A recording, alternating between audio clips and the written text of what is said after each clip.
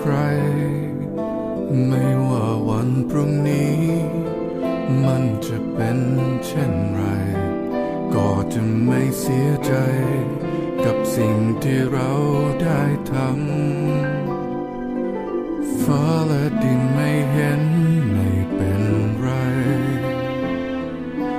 ไม่ได้หวังให้ใครจดจำแม้อยากเย็นแค่ไหนไม่เคยบ่นสักค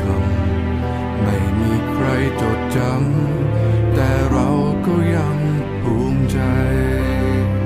จะปิดทองหลังองค์พระปฏิมาจะยอมรับโชคชะตาไม่ว่าดีร้ายไม่มีใครอยู่คำฟ้าถึงเวลาก็ต้องไปเหลือไว้แต่คุณงามความดี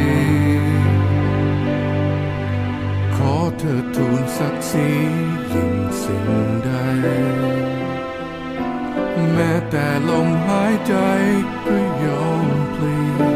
โลกยังไม่สิ้นหวังถ้ายังมั่นในความดีเราอาจจะเรียนน้อยไม่ว่ากันเราก็สามารถเรียนกศน.ให้จบม.3ได้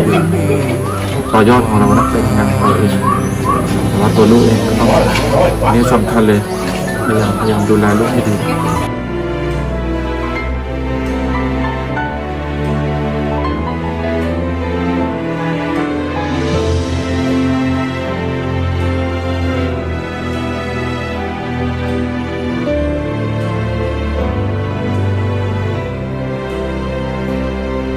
ปิดทองหลังองค์พระปฏิมาจะยอมรับโชคชะตาไม่ว่าดีร้ายไม่มีใครอยู่คำฟ้าถึงเวลาก็ต้องไปเหลือไว้แต่คุณงามความดีขอเธอทูลศักดิ์ศรียิ่งสิ่งใดแม้แต่ลมหายใจก็ยอมพลีโลกยังไม่สิ้นหวังถ้ายังมั่นในความดี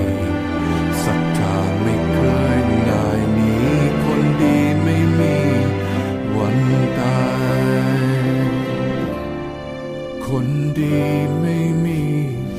วันตาย